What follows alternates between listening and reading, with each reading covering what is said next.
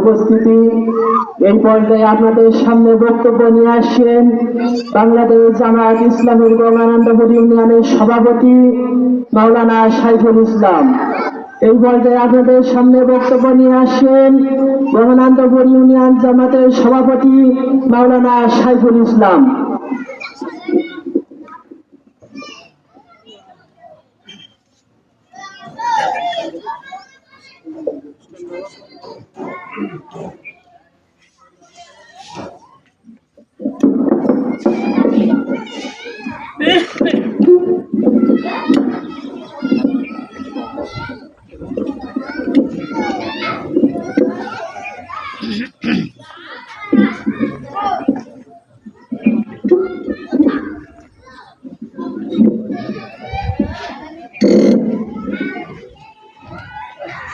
الحمد لله رب العالمين والصلاة والسلام على سيد المرسلين وعلى آله وأصحابه أجمعين। বাংলাদেশ জামায়াত ইসলামী Ganganandapur union শাখা কর্তৃক বাংলাদেশ জামায়াত ইসলামী গঙ্গানন্দপুর ইউনিয়নের 2 নম্বর ওয়ার্ড কর্তৃক আয়োজিত আজকের এই সহযোগী সদস্য সম্মেলনে উপস্থিত আছেন সম্মানিত প্রধান অতিথি, ঝিকরগাছা উপজেলার বাংলাদেশ জামায়াত ইসলামী মনোনীত চেয়ারম্যান পদপ্রার্থী অধ্যাপক জয়নাল আবেদিন সাহেব।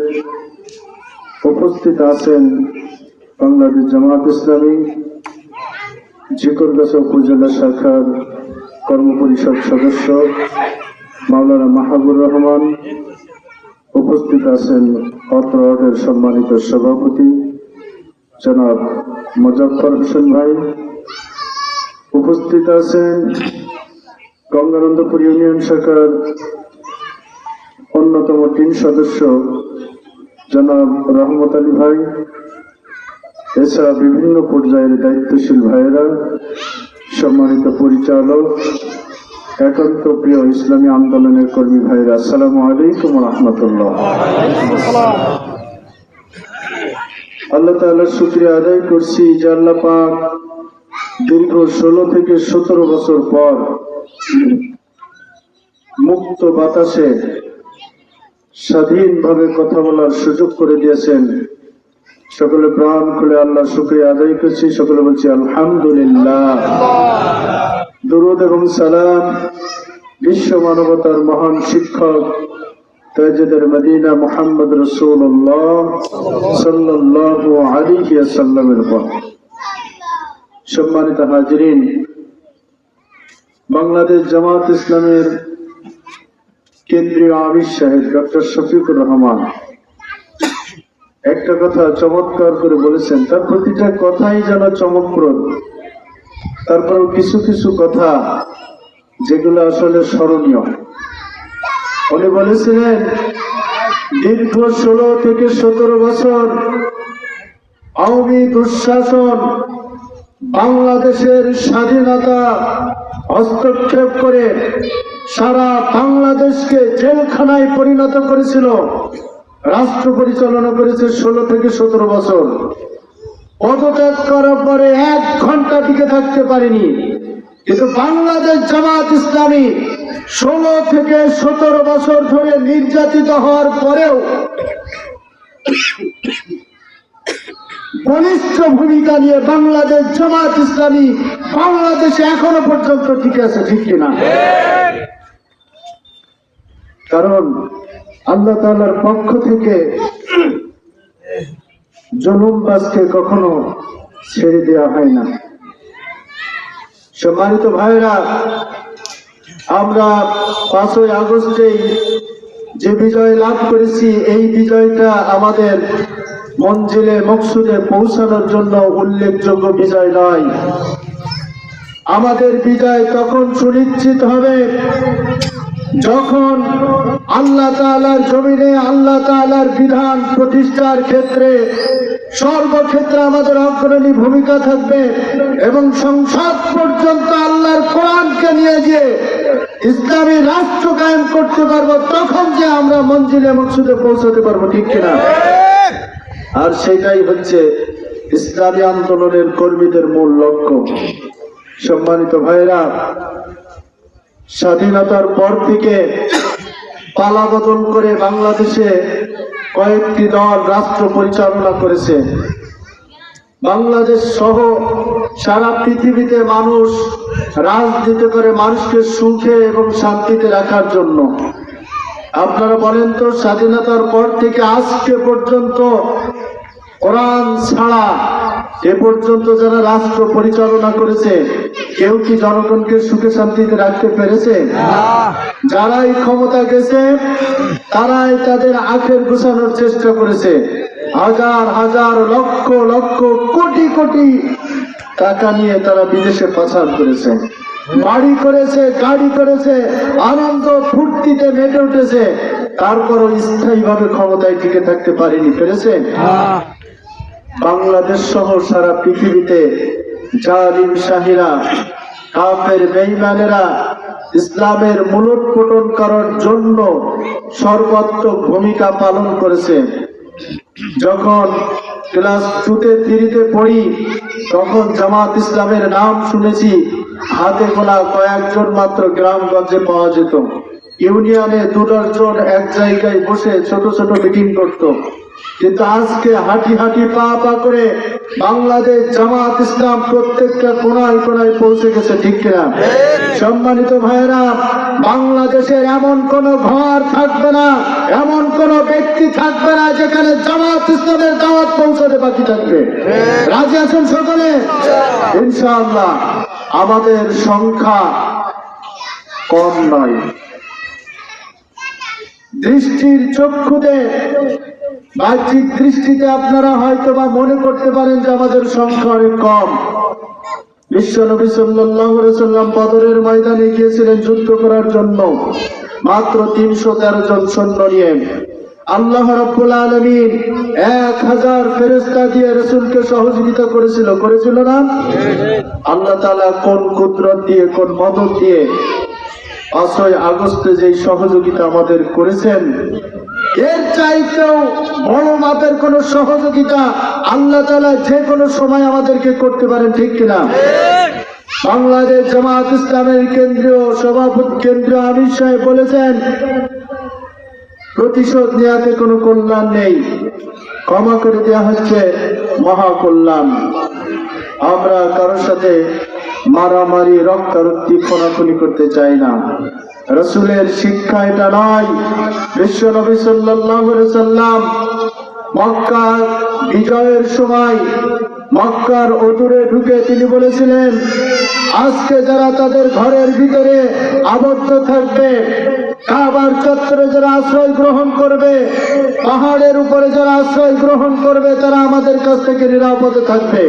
কিন্তু যারা আজকে আমাদের সাথে ক্ষমতা প্রদর্শন করতে আসবে, যুদ্ধ করতে আসবে, তাদের কাউকে ছেড়ে দেওয়া হবে না। আমরা বলতে চাই, আমরা রক্ত দিয়েছি, জীবন দিয়েছি, এখনো প্রস্তুত আছি, কিন্তু বাংলাদেশের জমিনে আল্লাহর দিন যতক্ষণ পর্যন্ত প্রতিষ্ঠা না হবে, ততক্ষণ পর্যন্ত বুকের তাজা রক্ত দেওয়ার জন্য প্রস্তুত আছি ইনশাআল্লাহ। আল্লাহ তাআলা যেই সুযোগটা দিয়েছেন আমাদেরকে, আজকে বুক উন্মোচন করে, কণ্ঠ উঁচু করে কথা বলার শক্তি দিয়েছেন, এমন একটা পরিবেশ আমাদের থেকে গিয়েছে, যখন নিঃশ্বাসটাও যেন জোরে আওয়াজ করে নিতে ভয় পেতাম না। 2 থেকে 3 জন এক জায়গায় হলে মনে হতো কখন না জানি কে পুলিশকে খবর দিয়ে আমাদেরকে ঘেরাও করে রাখে। কিন্তু ইসলামী আন্দোলনের কর্মীরা, ইসলামী আন্দোলনের বীরেরা সেই ভয়কে জয় করে, উপেক্ষা করে ইসলামী আন্দোলনের সাথে মিশে আজকে বাংলার জমিনে ইসলাম প্রতিষ্ঠার জন্য শপথ নিয়ে ব্যস্ত আছে, ঠিক কিনা?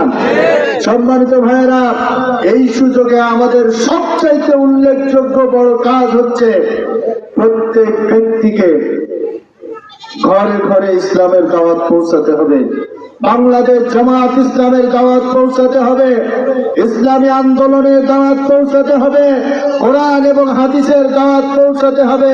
বিশ্ব নবী সাল্লাল্লাহু আলাইহি ওয়াসাল্লাম বিদায় হজের ভাষণে বলেছিলেন, তারাক্তু ফীকুম আমরাইন লান তাদিল্লু মা তামাসসাকতুম বিহিমা কিতাবুল্লাহ ওয়া সুন্নাতু রাসূলিহি। আল্লাহ রাসূল সাল্লাল্লাহু আলাইহি ওয়াসাল্লাম বলেছিলেন, এই পৃথিবীতে আমি চিরস্থায়ী থাকবো না, এই পৃথিবীতে আমি একদিন বিদায় নেব। তোমাদের জন্য দুইটা জিনিসকে আমি রেখে যাচ্ছি। তার একটি হচ্ছে আল কোরআন, একটি হচ্ছে আমার সুন্নাহ, অর্থাৎ রাসূলের সুন্নাহ। এই দুইটা বস্তুকে যদি তোমরা তোমাদের বুকের সাথে আঁকড়ে ধরে রাখো, তাহলে দুনিয়ার জমিনে তোমরা পথভ্রষ্ট হবে না, আর আখিরাতের দিনে তোমাদের চিন্তা করা লাগবে না। ফালা খাউফুন আলাইহিম ওয়া লা হুম ইয়াহজানুন। আল্লাহ তাআলা বলেছেন, তাদের কোনো টেনশন থাকবে না, চিন্তা থাকবে না, কোনো ভয় থাকবে না। দুনিয়ার জমিনে ইসলাম প্রতিষ্ঠার জন্য আন্দোলনে শরীক হয়েছি, আমার দায়িত্ব আল্লাহ তাআলা বলে নাই যে ইসলামকে প্রতিষ্ঠা করতেই হবে, কিন্তু প্রতিষ্ঠার চেষ্টা আমাকে চালাতে হবে। আল্লাহ তাআলা বলেছেন, আমি যদি সর্বক্ষণ সর্বমুহূর্তে জীবনকে উৎসর্গ করে আল্লাহর জমিনে আল্লাহর দ্বীন বাস্তবায়নের লক্ষ্যে কাজ করে যাই, আজ হোক কাল হোক, আল্লাহ তাআলার ইসলামকে জমিনের ভিতরে প্রতিষ্ঠিত করবেন। আর আমি যখন চেষ্টা করে আল্লাহ তাআলার কাছে পৌঁছে যাব, তখন আল্লাহ তাআলা আমাকে মহা সুসংবাদ, জান্নাতের সুসংবাদ দান করবেন, ঠিক কিনা? সম্মানিত ভাইরা, আপনাদেরকে অনুরোধের সাথে শেষ কথা আমি বলতে চাই, আমাদেরকে আর বসে থাকার সুযোগ নাই। বেশ কিছুদিন আগে আমাদের চৌগাছা ঝিকরগাছা উপজেলার বাংলাদেশ জামাত ইসলামের মনোনীত সংসদ সদস্য প্রার্থী মাওলানা আরশাদুল আলম সাহেব বলেছিলেন, আজকে আপনাদেরকে বসে থাকলে হবে না, একদিনে 10 দিনের কাজ করতে হবে। যদি আমরা পারি তাহলে আল্লাহ তাআলা অবশ্যই তার রহমত এবং কুদরত দিয়ে আমাদেরকে সহযোগিতা করবেন, ঠিক কিনা? এই জন্য প্রত্যেকটা ব্যক্তির কাছে, সে যে দলের হোক, যে মতের হোক, যে ব্যক্তি হোক, প্রত্যেকের কাছে কোরআনের দাওয়াত, ইসলামের দাওয়াত, রাসূলের দাওয়াত পৌঁছাতে হবে। রাজি আছেন আপনারা? আমরা কারোর সাথে হিংসা করতে চাই না, কারোর সাথে মারামারি ঝঞ্ঝাট ঝামেলায় জড়াতে চাই না। সকল মানুষকে নিয়ে আল্লাহ তাআলা যে ভাষা বলেছেন কোরআনুল কারীমের ভিতরে, ইন্নামাল মুমিনুনা ইখওয়াতুন ফাআসলিহু বাইনা আখাওয়াইকুম ওয়াত্তাকুল্লাহ। আল্লাহ তাআলা বলেছেন, নিশ্চয় মুমিন হচ্ছে তারা যারা পরস্পর আপন ভাইয়ের মতো। বিশ্ব নবী সাল্লাল্লাহু আলাইহি সাল্লাম 2 হাতের আঙ্গুলকে এভাবে দেখিয়েছেন, আঙ্গুলের ভিতরে আঙ্গুল ঢুকিয়ে, যে সহজে যখন কোন আঙ্গুল ছুটানো যায় না। একজন ইমানদার মুমিনের সম্পর্ক হচ্ছে এরকম, একজন ব্যক্তি আঘাত করবে, পাশে আর 3 জন দাঁড়িয়ে জামাত ইসলামের কর্মীরা দেখবে না, জামাত ইসলামের কর্মীরা প্রতিরোধ করবে। প্রতিরোধ করাই হচ্ছে জামাত ইসলামের চরিত্র, ঠিক কিনা? ইসলামী আন্দোলনের কর্মীদের চরিত্র। সুতরাং প্রত্যেক ব্যক্তির কাছে ইসলামের এই সুমহান দাওয়াত পৌঁছাতে হবে।